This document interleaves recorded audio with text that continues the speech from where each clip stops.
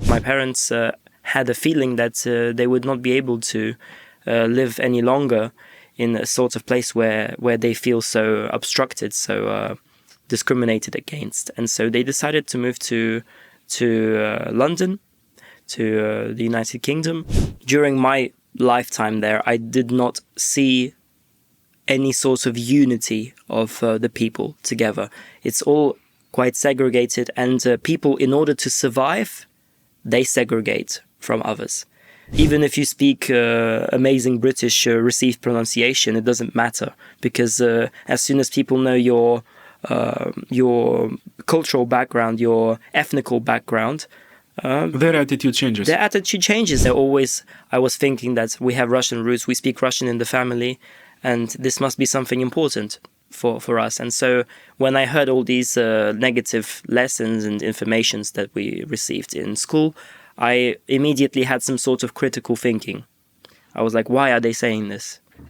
Why is so important to say negative things about Russia, but not about like United Kingdom, what they have done? I entered the Central Music School, and I was in year 10.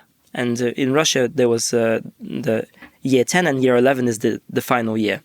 And so my class, there were like maybe at most 15 people or 16 people. So a very small class. Back in London, my class was 40 people.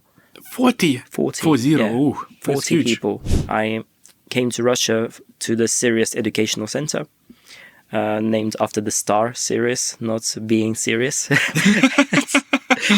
I always felt that Russia is like the right place for the soul and the right place for my music, exactly, because here is where I was met with understanding in terms of my music. Zvezda Holding presents Dynamic Spectrum Talks. Now.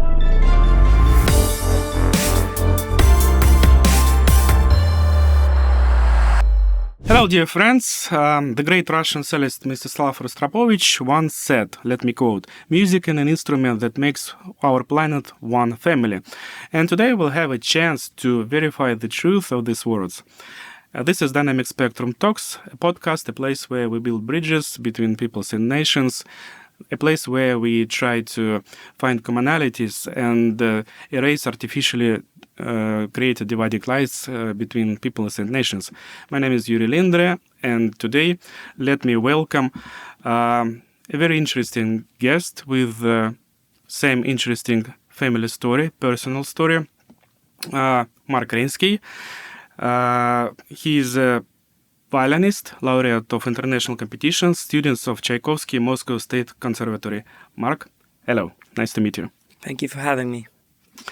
Mark, let's start with the obvious and traditional question that we usually ask our esteemed guests about their personal story, personal life path.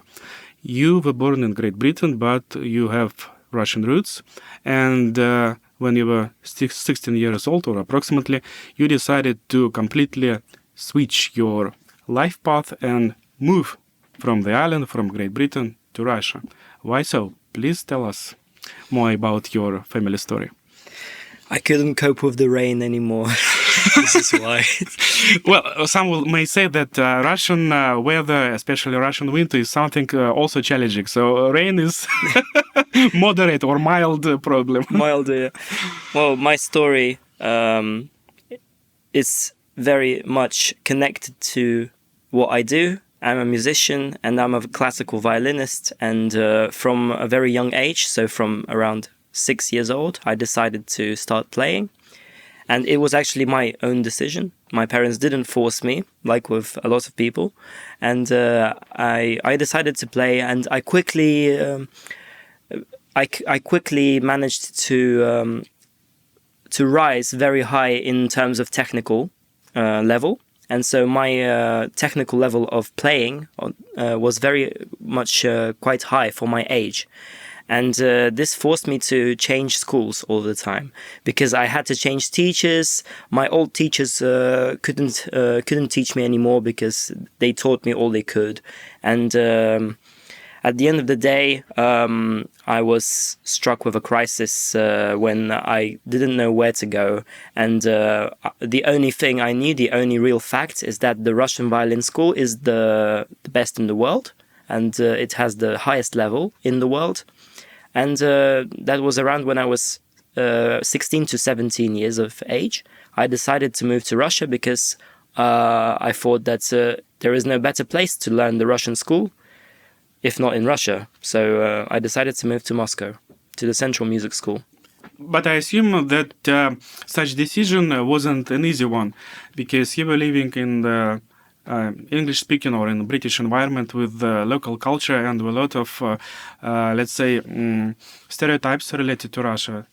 Basically, what we know, if we are living there, that Russia is a very, I would say, maybe not even a scary place, but a place where you need to be focused all the time, because this is a terra incognita and it's better to avoid it. Am I right? Yes, there is this atmosphere, and there is some sort of conditioning that we get in school of what is good and what is bad. And for some reason, Russia falls into the bad category in British schools. From a very young age, I remember when I was in year 6, in Britain, this is around when we are 10 to 11 years of age, we had a special commission that came to our school, and this commission gave us a lesson about a Stalinist era. I don't know why, because this was not in the educational plan, because we were too young to know about this at that time. But for some reason, they still came to our school, and the commission was headed by a NATO officer. And they told us about how Stalin wanted to rule the world, how specifically that he didn't want to win Hitler, but he wanted to take over the whole of Europe. And so Britain and America very bravely stopped him. And this was the idea. And you could imagine we were like maybe 10 to 11 years of age. And this amount of information, negative information, it produced some sort of effect on our psyche, on our way of thinking, because we were children and we believed what the teachers told us. And this is what I'm asking you, because switching to Russia or thinking of moving to Russia for any reason, for in your particular case, to improve your knowledge and your skills, is a difficult decision, because you already knew a lot of negative information that should avoid you from making any serious decision. And let's also tell our audience that originally your family, your mom and your dad are descendants from the Soviet Union. Mom from the Estonian Soviet Republic, and dad from Ukrainian Soviet Republic. But due to some reasons, correct, they were maybe even forced to relocate to Great Britain, where you've been born. That's true.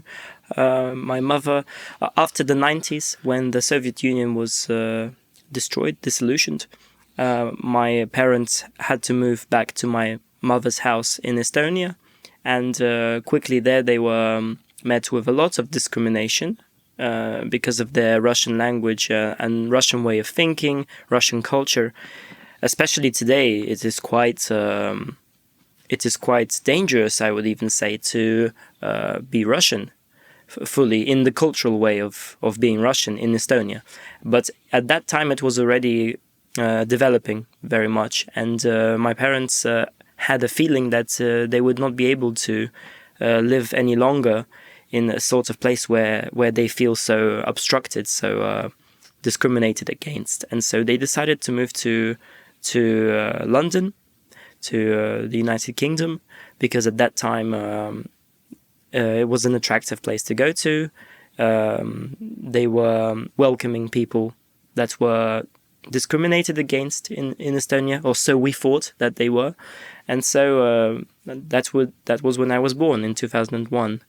And from a young age, I still had a very big tie to Russia, and I had some sort of, always I was thinking that we have Russian roots, we speak Russian in the family, and this must be something important for us. And so when I heard all these negative lessons and informations that we received in school, I immediately had some sort of critical thinking.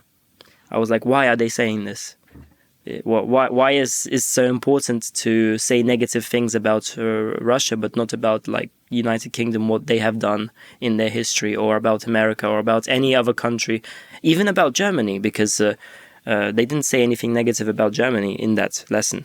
And so from a young age, I had a sort of thought that maybe all of this is not really true. And so this is the thought that helped me move here. In 2018, I came to Russia to the Sirius Educational Center, named after the star Sirius, not being serious. But of course, for all English-speaking people, it's quite funny. Per aspera ad astra, this is the famous slogan where you can achieve something if you prove enough efforts, if you will be focused on the results. So this is basically, I think, what's lying behind the title Sirius. It's like per aspera ad astra, famous Latin slogan. Yes, of course, and it's definitely a place where this slogan reflects very well, because it's a place where the attitude towards talent in music, in science, in sport, it's very much respected, and this is like manifested in Sirius. Whilst in Britain, I had a problem that I couldn't find places where my talent would be manifested very well. Any place that I would go to would it would be quite moderate, and mostly like I would be asked to become normal like everyone else, and ignore my talent, ignore my differences. To play football. To eat fish and chips, just be a normal chap. Yeah. And, for a lot of people, it's the right way. But for people that are really talented in music, or be it sports or science, we have a separate mentality. It's very different. And it's hard for us to ignore the talent that we have and go into finance or banking or anything else that normal people like to do. If I'm not mistaken, there is also a saying or a slogan existed in the English language in Great Britain. Don't just live your dream, don't dream your life. Something like that. So, and you followed this saying and decided to go, even if needed, to go overseas to develop your skills, exactly, to develop your talent. And if I am correct, before Russia, there was a part of your French story. You were living and trying also to develop your skills in France. That's true. So before Russia, 2 years before I went to Russia, these 2 years I studied in France, and it was actually a very interesting experience. And I also studied with a Russian teacher for violin, but all the other teachers were French. Russian? I mean, descended from Russia, living in France? Exactly so, yes. Uh-huh. So a fully Russian person. He was born in Moscow, Igor Voloshin, and he was a professor at the conservatory, but during the 90s he moved to France, and he was the professor at this school that I went to, music conservatory. And during that time I learned French to a more or less good level, maybe B2. I know French still, but I don't have a lot of practice, but it really did enrich my experience, and I enjoyed it, but it became too expensive at that point. And also with this teacher, we had to part ways because I was asking for something else and I needed something different. And I was feeling that I need the Russian school in Russia, because when you only have a teacher for your special instrument, but not all the other subjects that you have, it's incomplete, the education. So I had a feeling that I must go to Russia to also receive the complete musical education with all the other subjects that exist, and that's for obvious reasons they don't exist in France or in Britain or anywhere else in Europe. Yeah, and before Sirius, you already applied for Russian citizenship because your dad had it. So it was at the time possible to obtain Russian passport without the necessity to live in Russia, because any son or any daughter by blood follows the citizenship of of father or a mother. Yes, at that time there was the special law that made it easier to get Russian citizenship. But actually, the actual fact that I was accepted to Sirius was the reason that I had to do make the Russian passport at that time, because I was accepted, and at the time I was accepted, I didn't have a passport yet. Okay. And so, but having a passport was one of the prerequisites for Sirius. You had to have a passport. It was only open for Russian citizens anyway. And so at that time, it kind of, these two things, they collided. So I was already thinking of, my dad was already thinking of making a passport for me. And then I also was accepted into Sirius, and he was like, okay, now we have to, like, ASAP do the passport, and so that you become a Russian citizen and you can go freely to Sirius. What was your first impressions after you entered Russian Federation, and what was your experience about the lifestyle compared to what you had in Great Britain, in London, for example? Of course, I was a little bit conditioned to think that it's quite dangerous in Russia, but this was quickly destroyed, this impression, because I found that Moscow, and to be honest, any city I was in Russia, is pretty safe. And at that time I came to Moscow, I was quite impressed by the fact that everything was quite well gentrified. The streets were nicely lit. It was very clean, I would say, very clean compared to the center of other cities in Europe. Because the people were very nice, always helping if I needed any help. And of course, when I came to Sirius, this place is, I think, one of the best in Russia, because it's a seaside, mountains, resort, a big campus. Yeah, very nice. It's a hotel. In the past, it was just a 5-star hotel, as far as I know, and they just gave it away to the children. And now the children live in the same. We lived in the same rooms as all the guests in the hotel before. So it was the same hotel, the same rooms, the same level of service, and we had food 6 times a day. And so we had trips to mountain, we had trips to the seaside. We had plenty of things to do, and it was like very full of activities. It was, of course, a very interesting experience for me, but I was quite impressed because I've never visited any sort of place like this in Europe, because I don't think they exist really, like for children especially. What about the level of education? Because you were looking for the right teacher who can improve your current level. So was this goal reached with the Sirius? Of course, it was reached, because in Sirius, the system functions as a masterclass. So if you're a musician, you have a special instrument, and you are assigned a teacher that guides you through the Sirius masterclass days. And so my teacher, the one that I came to in Sirius, he became later my teacher in the conservatory. Oh, okay. So you remained with the same teacher you met there? More or less, yes. But before, when I after Sirius, when I was accepted to the Central Music School, I actually went into the class of his teacher. So the teacher of my teacher, basically. Teacher. Yes. So it was Irina Vasilyevna Bachkova. She, unfortunately, in 2021, she died. And I remained with her until her death. And I studied with her in the Central Music School in Moscow. After her death, I moved back to this teacher that I met in Sirius. Very interesting. You see, you've been talking a lot about not even the commonalities, but interconnections. The teacher of your teacher, you remained with your teacher for a long period, you have Russian roots, you moved to Russia. But let me also highlight that one of the most prominent and well-known composer, Sergei Rachmaninoff, is also connected with your story, with the story of your family. If I'm not mistaken, your grandmother was born and baptized in the same place where Sergei Rachmaninoff was, in the old ancient Russian city in Novgorod district. And it means, like, for me, from my perspective, there was no other choice of your destiny but to return back to Russia, and also to restore these sometimes invisible and sometimes visible ties with Russia, with Russian culture, with Russian music, and with Russian composers.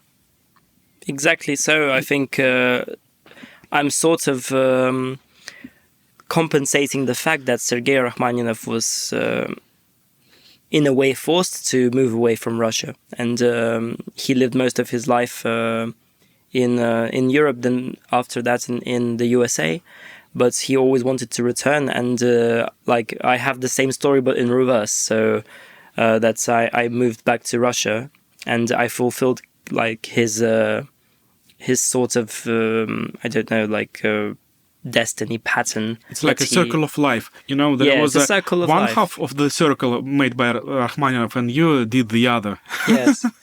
Of course, I'm preserving my British heritage, my British roots, and I'm not cancelling this part of my life. It was a big part of my life, and it's enriched my understanding of the world, of course. And it was a very big life lesson that I received in Britain, of course. But I always felt that Russia is like the right place for the soul and the right place for my music, exactly, because here is where I was met with understanding in terms of my music.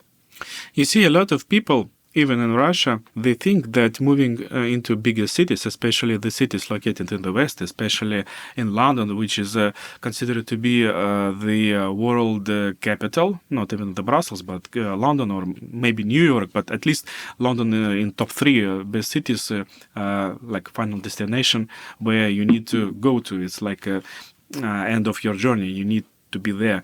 But very rare we see opposite decisions to move from Great Britain, from London, and not only to Russia, but to the countryside. I know that you spend a lot of time in smaller cities and you feel comfortable there, close to the nature, living in small communities compared to living in the large cities.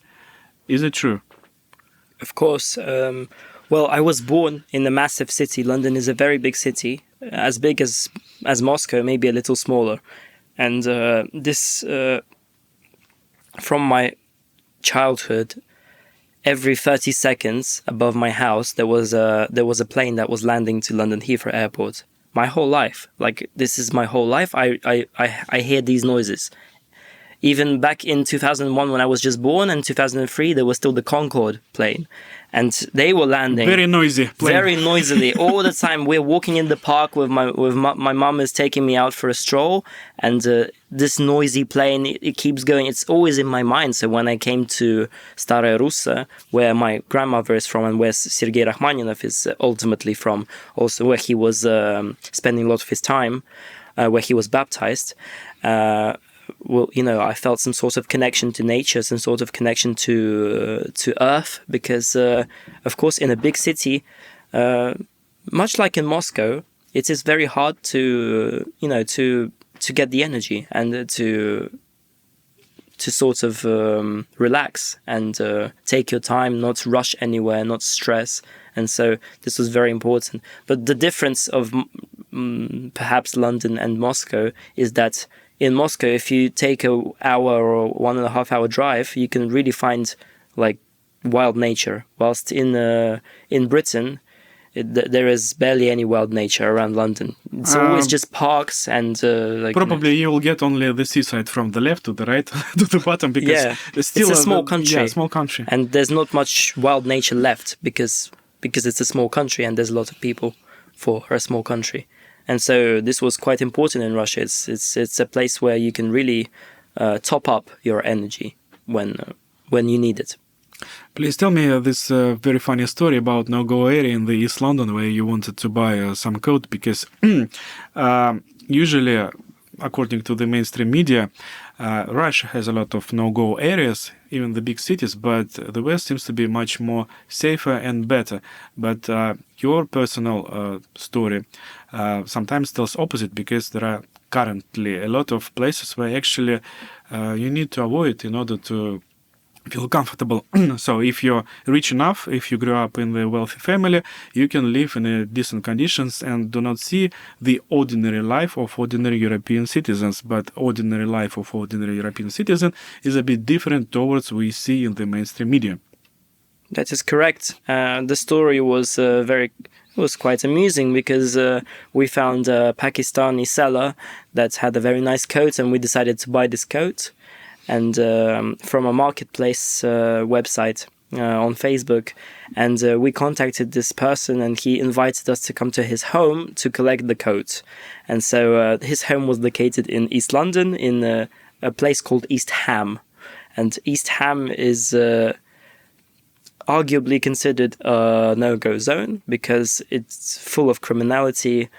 It's really edgy there. It's just not a nice place. And as soon as I came out of the underground, I understood that this is some place I want to escape from. Like immediately, I barely even got to the place without being robbed, really, because people were looking at me, and most people were, well, how do I say it? Not European, and quite aggressive in their face. And we came to this guy's house, decided to collect the coats, and we found out that it's like a very nice townhouse, just like in a lot of people's dreams, like a Victorian era. Typical, Victorian era townhouse. And from the outside, it looks all right, but when we came inside, we understood that it's a massive, like Pakistani hotspot where people were literally lying on the floor, and there were maybe 50 people there living all in the same place. And the house is not that big, and it was full of people. Probably they hijacked the building. I don't know. Probably. And, it was also a place I wanted to escape. But, I grabbed the coat and ran away from there and never came back. I never go to East Ham if you're over in London. So I'm asking you because, you see, we hear a lot about the tolerance that existed in Europe, multiculturalism, and the immersion of different cultures and diversity, etc. All these beautiful words. But what you have said about your childhood, about the history lessons, and some strange attitude towards you because you have Russian roots, despite you were born there, you look like British, you speak with the British accent. So, but still, but there is the other story where people from different regions with different cultural, religious background live there. Basically, they already did. They converted this environment around them to their typical way of living compared to the way of living of ordinary British citizens, and this is something seems to be normal. So, a very strange situation. It's a place of contrast. That's all I can say, because during my lifetime there, I did not see any sort of unity of the people together. It's all quite segregated, and people, in order to survive, they segregate from others, be it by some sort of belief or some sort of religious commitment, or be it in the LGBT community, because this is also a way for them to escape from the reality that everyone is really different and no one really is together. And so people try to join groups in order to survive, because if they don't, they feel isolated and alone, especially in London. I find that in the countryside it is a bit better, because people live in houses and they have some sort of community feeling. But again, it's really different if you're born and bred English and your grandparents, great-grandparents were also born in the same place, and you have some sort of historical tie. But if you're from a different place, it's very rare that you can really integrate. And even if you speak amazing British received pronunciation, it doesn't matter, because as soon as people know your cultural background, your ethnical background, their attitude changes. And sometimes it's not even their fault, because they are brought up like this in school, just like me. When someone comes to you in school and tells you when you're 11 years old that Russia is bad, more or less. This is what people think even when they are 60 years old. They have the same mentality. They've been told from the childhood that Russia is bad. They didn't have a different approach or a different, a different opinion that they could use. And again, the news always says negative things about Russia. And this is what segregates people. So, this is the problem there. There isn't any unity. When I came to Russia and I entered the Central Music School, and I was in year 10, and in Russia there was the year 10 and year 11 is the final year. And so my class, there were like maybe at most 15 people or 16 people. So a very small class. Back in London, my class was 40 people. 40? 40. 40. Yeah. Ooh, 40 people. Just one class. That was in primary school.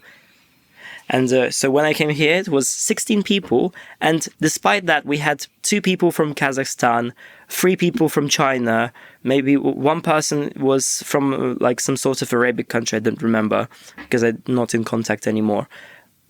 People from Russia, but from all like the different regions. So it was very diverse, and everyone sort of, communicated together. Yeah, there were also problems, and sometimes people argued and stuff like that. But it wasn't because of their race or their origins. It was like it's a different thing. And like I was there, I was like, wow, people can just ignore the fact that there's a different skin color or there's a different origin. Because in Britain there is still this law. It's not a law, but some sort of important thing that whenever we do some sort of documents and we fill in, we have to fill in our ethnicity all the time. And ethnicity is like white British. So it's the box of nationality you need to complete all the time. It's not just nationality, it's ethnicity. So it's like skin color. Skin color, okay. And you have to write if you're a white British, white Irish, white something else. And then my dad always joked that because we didn't fall into any category, we had to write other white. And so he's like, I'm not white, I'm other white. You see, like in the United States, there's abbreviation WASP, white, Anglo-Saxon, Protestant, Exactly. For the religion. I never understood this. I'm like, why should we even mention the color of the skin? It doesn't matter. Just mention the country maybe of origin or like the nationality. But there is no reason to mention the skin color. It's just some sort of old law that still exists, and all the time you have to fill it in. It's really annoying. That's strange. You see, the country that firstly developed a Bill of Rights and together with the United States proclaim themselves as the leaders of the free world, of the most democratic standards, etc., still preserve and implement, I would say, the segregational elements. Let's call it like this, elements. They don't know better. So you see that the tolerance could be different. It could be, the tolerance could be, like you just said, in the Great Britain or in the United States. So everything depends on your society level, on your group. Which group do you belong to? On your hierarchy. Yeah. Or the tolerance could be, for example, if you behave as a normal person, you are a normal person. This is it. Basically, if you obey the law and you are friendly and cooperative, it doesn't matter what's your skin, what's your origins, and what religions do you preserve. This is what I found in Russia. This is exactly like the fact that only if you're a good person or not a good person, if you're a responsible person or not, that is the conditions that matter in Russia. But in other countries, it's different. Mark, do you regret that you several years ago decided to change your life and move to Russia, or no? I know that there were a lot of difficulties. We talked about sugar a lot, but there is also a bitter moments related to relocation to Russia. We all know that's not an easy story, especially for those who are relocating from the, let's say, Western countries. But still, do you regret or not about your decision? No, I don't regret it at all. And, because my life in Russia gave me a lot of positive emotions as well as negative. I mean, it's like life anywhere. You always get positive and negative emotions, but moving to Russia was important because, first and foremost, it was important for my career of my life, my music, and I found that music here is what I need, and the musical school here is something that it's worth to move to. It's worth it. It's a very unique cultural element that doesn't exist anywhere else, and just because of this it's important to move. But of course moving to a place of my culture is also it feels like a reunion. And despite all the difficulties, difficulties can always be anywhere. It doesn't matter where you are. Something that do not kill us makes us stronger. So Exactly. that's how the wise people of the past used to say. Well, thank you, Mark, for this very interesting conversation. In the studio of Dynamic Spectrum Talks was Mark Reinsky, very nice young gentleman, musician, with whom we talked about the interesting, I would say, historical and lifespan, tricks that life brings to us, but still we try to find common grounds between peoples and nation, and we are glad that very talented young people such as Mark found their place here in Russia, and we'll be very glad to see you next time, Mark. Thank you. Thank you.